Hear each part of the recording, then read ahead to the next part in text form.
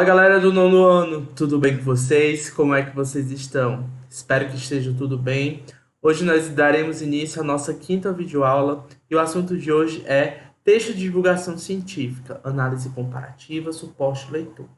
As diferentes formas de ler a ciência comparando a ficção científica com a divulgação científica. Ou seja, hoje nós iremos comparar dois gêneros textuais, a ficção científica e o texto de divulgação científica.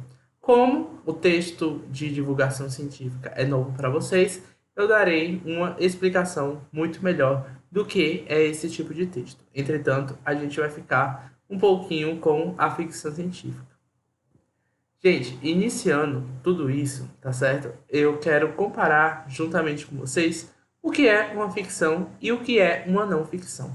Uma ficção é uma expressão utilizada para denominar uma narrativa imaginária ou irreal, ou seja, textos criados com base na imaginação.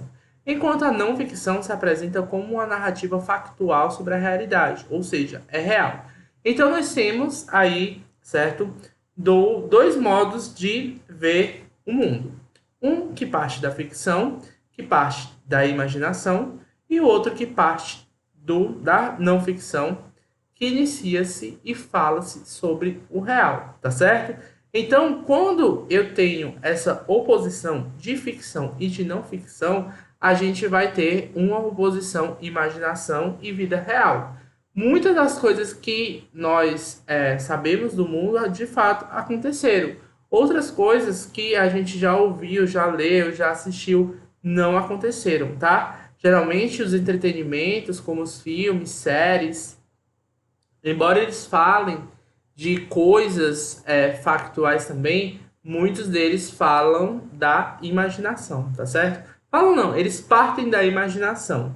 A maioria dos desenhos animados, a maioria dos filmes de ação, tá certo? Tudo aquilo ali é uma questão ficcional, aqueles efeitos mirabolantes, na verdade, eles não acontecem na vida real. Eles só acontecem ali no filme porque foi tudo projetado, esquematizado para atrair o leitor.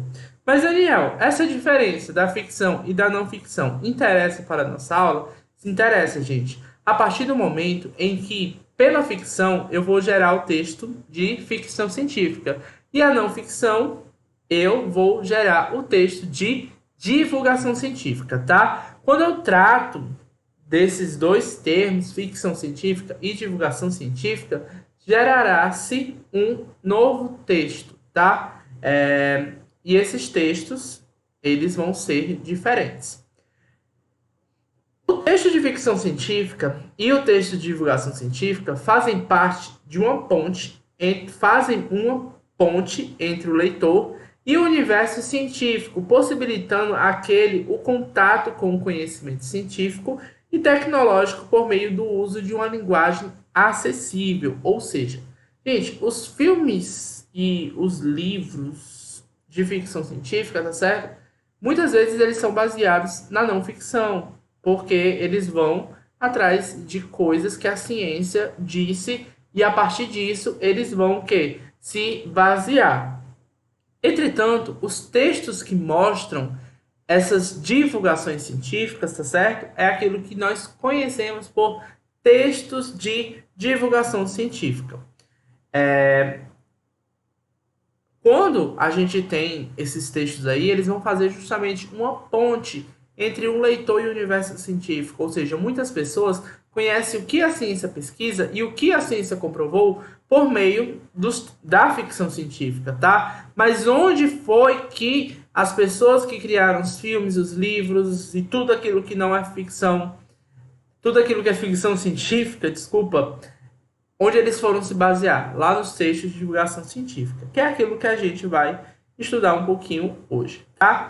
Entretanto, eu trouxe aqui dois filmes, tá certo? Famosíssimos.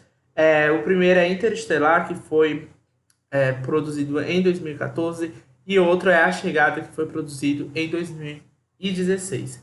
Eu, particularmente, já assisti ambos os filmes, adoro a narrativa dos dois, tá? E esses textos, um filme é um texto, tá? Esses filmes, eles são baseados em ficção científica, tá? O Interestelar, ele trata da teoria da relatividade Ele também informa sobre buracos negros e possibilidades de viajar no tempo. Então, é a história cujo personagem principal é o Cooper, tá certo? O Cooper, ele é um agente aposentado, entre aspas, da NASA, que por coincidência, ele acaba como é, uma sede da NASA, tá certo? E os pesquisadores lá da sede da NASA querem ir a um buraco negro para saber o que é que tem depois e ver se tem uma possibilidade dos seres humanos sobreviverem, já que a Terra está sendo sucumbida por pragas e essas pragas elas afetam as plantações, afetam a água e também vão afetar muitas outras coisas, certo? Que comprometem a vida humana na Terra. Então, esses pesquisadores eles já estão se projetando para uma vida futura fora do planeta Terra. Daí o Cooper vai nessa missão, junto lá com a outra doutora, que ele é muito apaixonado por ela, depois se sabe disso, tá? Desculpa o carinho aí do da moto, da segurança, que eu gravo as aulas de madrugada e ele passa de vez em quando, tá? Mas, gente, prestem muita atenção nisso aqui que eu vou dizer. Esse filme, ele foi baseado, de fato, em uma palestra de divulgação científica, certo? Porque o cineasta Steven Spielberg, ele assistiu a uma palestra sobre buracos negros do pesquisador Christopher Nolan, certo? Então, ele se baseou nisso para construir toda a narrativa do Interestelar, tá? Ou seja, é um filme que foi baseado em um texto de divulgação científica. Assim como, tá? O filme A Chegada, que é interpretado pela Amy Adams, tá? A Amy Adams, ela é a doutora Louise Banks, e a Louise Banks é linguista, tá? Na história, e ela é convocada para assumir a missão de se comunicar com seres alienígenas que chegaram na Terra, para se comunicar com os seres humanos. Então ela tem essa missão de saber o que é que os alienígenas querem, tá certo? E esse filme, ele é baseado nas teorias do Edward Sapir e do Benjamin Worth, tá? São dois linguistas e eles afirmam que a estrutura e vocabulário de uma língua são capazes de moldar o pensamento e as percepções humanas. Ou seja, o filme ele vai se basear justamente nessas teorias linguísticas desses dois linguistas, tá? E o filme mostra justamente isso. Por quê? A Louise, ela consegue compreender a língua dos seres alienígenas e ela acaba adquirindo o poder de prever o futuro, já que os alienígenas eles conseguem prever o futuro. Mas por que eles conseguem prever o futuro? Porque a língua deles molda o pensamento, molda as percepções humanas, e aí ela passa a ter o mesmo pensamento que um alienígena desse. E de fato, gente, essas teorias elas têm suas fundamentações muito bem estruturadas, tá? E o pensamento de uma pessoa pode sim ser moldado por uma língua. Então, uma pessoa que ela passa a falar alemão, ela consegue pensar de um modo muito mais grotesco ou muitas vezes de um modo muito mais prático. Não falando mal da língua alemã, tá certo? Porque a língua alemã ela é prática, tá? Muitas coisas que em português nós usamos em muitas palavras, em uma só palavra em alemão eles conseguem resolver o problema, tá? Então, gente, vamos lá conhecer o texto de divulgação científica depois de ter passado por essa ficção toda, tá? Gente, o texto de divulgação científica é um texto que possibilita a leitura sobre pesquisas ou outros assuntos científicos com uma linguagem acessível e adaptada para que todos possam entender o assunto. Tá. Embora, por essa descrição, o texto de divulgação científica ele pareça simples, mas não é bem assim como a gente possa imaginar. Gente, em todas as esferas científicas, o texto de divulgação científica ele se faz presente. Por quê?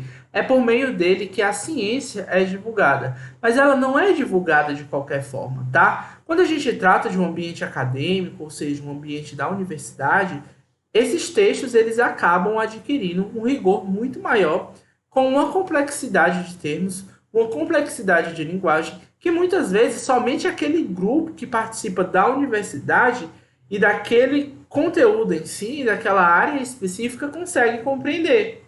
Entretanto, para facilitar o acesso da ciência para a sociedade, o que é que esses pesquisadores fazem? Eles fazem textos adaptados para que as pessoas conheçam os embasamentos científicos de uma forma muito mais clara.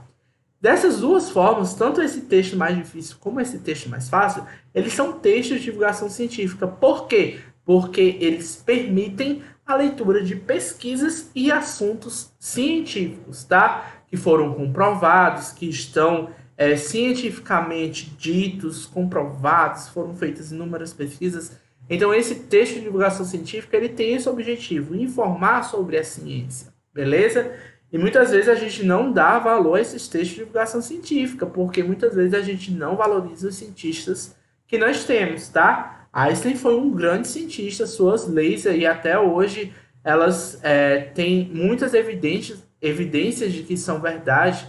A última agora se relaciona lá com o interestelar, que é a questão do buraco negro. Conseguiram fotografar um buraco negro sugando parte do universo que vai levar para uma outra dimensão, que o ser humano, infelizmente, ainda não sabe o que é, mas foi comprovado pela teoria da relatividade lá do Einstein, há muito tempos atrás, tá certo? E o Einstein, ele foi um grande cientista. E hoje nós também temos grandes cientistas, tá? Em tempos de coronavírus, os cientistas, os biólogos, os virologistas, os da biomedicina, da biotecnologia, que estão aí desenvolvendo vacinas para combater o coronavírus no mundo, beleza? Então, a gente vai ver essas questões todas no texto de divulgação científica. A linguagem desses textos emprega um vocabulário mais técnico, com conceitos e linguagem objetiva, bem como a impessoalidade, o qual caracteriza os textos de divulgação científica. Ou seja, quando a gente trata dos textos de divulgação científica, a gente vai ter conceitos, tá? Que vão determinar o que é alguma coisa, beleza? Como também esse vocabulário muito mais técnico, ou seja, que exige de um jargão que somente as pessoas daquela área conhecem. Por exemplo, as pessoas da química, elas escrevem um texto de divulgação científica completamente diferente de uma pessoa que escreve um texto de divulgação científica da história. Então, esses textos eles são diferentes, porque os termos técnicos são diferentes. Então, uma pessoa que não sabe o que é um etanol na química pode não saber o que é uma antropologia, que faz parte dos conteúdos da história. E aí existe essa diferença de linguagem, tá? Outro traço muito importante é a impessoalidade, ou seja, o pesquisador ele não pode colocar a sua marca, certo? Do que ele pensa sobre aquilo. Se ele comprovou, se aquilo ali foi fato, se aquilo ali é realmente, ele tem que contar, tirando todas as suas opiniões. Embora muitos textos de divulgação científica, sobretudo os artigos científicos, eles carregam um traço de pessoalidade do autor, tá? Além disso, galera, uma das estratégias que os produtores, os escritores do texto de divulgação científica, eles fazem dar definições daquilo de que se fala o texto, tá? Do assunto, como também eles vão exemplificar, dar exemplos de como é que ocorre determinado evento. Eles também vão apresentar um discurso de autoridade, já que eles são cientistas. Eu tenho vários artigos científicos, tá? E qual é o meu discurso de autoridade perante aquele assunto? Porque eu pesquisei, porque eu fui atrás. E eu também sou estudante de letras de uma universidade federal. E isso me permite fazer essa pesquisa, tá? Como também, gente, outros elementos podem ser anexados ao texto, como fotos, infográficos, gráficos e outros textos, verbos visuais. Nas minhas pesquisas, algumas eu utilizei muitos gráficos, tá? Justamente para mostrar determinadas comprovações que eu fiz por meio de dados. E esses dados, geralmente, eles eram em porcentagem, tá? Então, gente, Outra questão que a gente tem que levar em consideração do texto de divulgação científica, qual é o suporte onde esses textos são veiculados. A gente tem vários, tá? Quando a gente trata de suporte, é onde o texto ele vai ser colocado. Pode ser na tela do computador, pode ser no livro, pode ser em uma revista, pode ser no outdoor, independentemente de onde for. O suporte é onde o texto ele se materializa, tá? Se o texto estiver sendo oral, ele se materializa por meio das ondas sonoras, tá? Se for no computador, é na tela, digitalmente, no livro e na revista física, eles vão estar suportados em papel, beleza?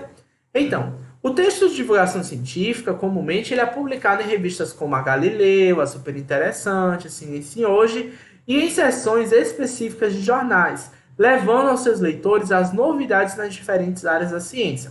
Eu não quero dizer que os textos de divulgação científica eles são postados somente nessas revistas, não. Galera, tem muitas outras revistas, tá certo? Tem as revistas acadêmicas, que são publicados os textos de divulgação científica, como também tem os fóruns, os congressos, tá certo? E até mesmo uma reportagenzinha, ela pode trazer uma divulgação científica, beleza? Só que quando a gente está tratando assim, de um ambiente educacional e de uma linguagem muito mais fácil, compreensível, adaptada para o leitor, a gente vai ter essas 3 revistas, tá? A Galileu, a Super Interessante e a Ciência Hoje, que elas vão tratar todos os temas com base na ciência, tá? Então, olha aqui na revista Galileu. Fascismo, neonazismo e outros ódios online, ou seja, pesquisas foram feitas em relação a esses conteúdos, tá certo? E além disso, vai colocar, tá bem pequenininho, mas eu vou ler aqui para vocês.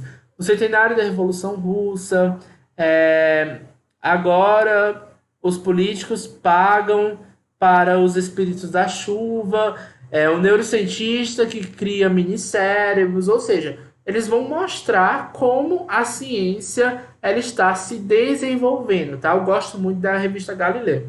Alguns temas eu não gosto não porque não é da minha área, mas quando vem uma parte linguística, eu amo. E aí, galera, vai caber a esses meios de comunicação adequar a linguagem e a quantidade de detalhamento de informação. Por quê? Porque o leitor ele precisa dessa adequação, tá? Como aqui na revista Ciência Hoje das crianças. É óbvio que nesse texto aqui de divulgação científica desta revista, a linguagem ela não vai ser de uma Galileu normal, de uma Super Interessante, de uma universidade. Não, porque houve uma adequação para que crianças possam compreender, beleza? E o detalhamento de informações também é outra coisa. Uma revista acadêmica ela traz muito mais detalhes acerca da pesquisa do que um artigo na Super Interessante, beleza? Assim, a mesma descoberta científica é apresentada de maneiras diferentes, de acordo com o suporte em que é publicada e o leitor em que a publicação se destina. Ou seja, se o meu suporte, tá certo? Se a minha revista ela for uma revista para adultos, a linguagem ela estará adequada para adultos. Se for para crianças, para crianças. Se for para adolescentes, para adolescentes. Se for para mulheres, para as mulheres. Se forem para homens, para homens. Se for para médicos, para médicos. Então, gente, a linguagem ela vai ser adaptada de acordo com o leitor comum daquela revista de divulgação científica. Beleza? Então, gente, eu trouxe aqui para vocês outras capas de revistas, como essa aqui, essas aqui, todas são da Super Interessantes, e olhem aqui os temas que elas vão tratar. A primeira aqui é a origem da vida dentro e fora da Terra, ou seja, não só aqui existe vida, tá certo? Na Terra, já foi comprovado cientificamente que fora da Terra, fora do planeta Terra, existem vidas, tá? Objetos que têm, objetos não, seres, né, que contêm vida própria, como também falar sobre o país do agrotóxico, que é o Brasil, e também o quebra-cabeça do autismo, ou seja, vai tratar de pesquisas que falam sobre autismo, como as pessoas elas têm dificuldade de compreender essa síndrome, tá certo? E aí, gente, eu vou comparar a linguagem de duas partes. Dois textos de divulgação científica. Um que foi publicado na revista Hoje das Crianças, tá certo? E os dois vão falar sobre o Dia da Água. O outro texto foi dado em uma disciplina de fenômenos da natureza, tá certo? Que vai falar sobre a água e vamos perceber a diferença da linguagem. É Dia da Água. 2 átomos de hidrogênio e 1 de oxigênio. É tudo o que forma uma molécula de água, um dos compostos químicos mais simples e mais importantes para a nossa vida. Ela serve para beber, cozinhar, tomar banho, limpar a casa, produzir energia e uma infinidade de outras coisas. De tão importante, ganhou até um destaque no calendário. Dia 22 de março é Dia Mundial da Água. Então, aqui é um conteúdo completamente adaptado para as crianças, tá? Porque elas podem compreender essas questões de 2 átomos de hidrogênio, de oxigênio, e como esses 2 átomos juntos eles formam a água, tá certo? E vai falar que a água ela é um dos elementos químicos mais simples e mais importantes da nossa vida. Aí, falando química, tá? Eu lembro que a água é o solvente universal, ou seja, ela pode dissolver todos os elementos químicos que existem aí no mundo, tá? Se eu estiver errado, pergunte à professora Carol. E aqui, galera, é o texto que eu tirei de um slide da interdisciplina Fenômenos da Natureza. E olha como ela vai tratar do tema água de uma forma completamente diferente. A água é um elemento composto por 2 átomos de hidrogênio e por 1 átomo de oxigênio, formando a molécula H2O, que forma uma ligação covalente polar. As propriedades únicas da água são devidas à sua estrutura atômica e tipos de ligações químicas, assim como ao modo como as moléculas da água se associam na fase sólida, líquida e gasosa. A bipolaridade resultante é a responsável pela tendência das moléculas se associarem umas com as outras, de dissolver outras substâncias e por possibilitar processos bioquímicos. Me pergunte se eu entendi 100% desse texto? Não entendi.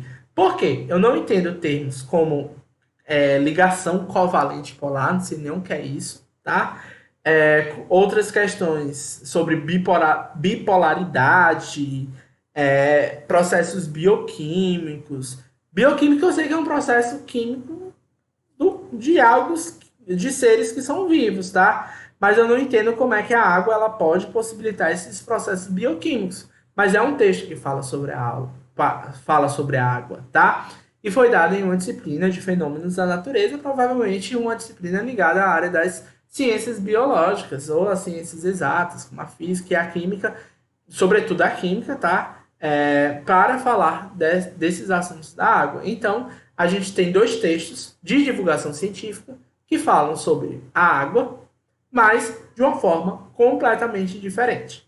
Gente, os exercícios na página 73 a 75, tá? Especialmente nas questões 35 a 41. Então, eu encerro a minha videoaula. Um beijo para vocês, se cuidem e até a próxima aula. Um beijo enorme.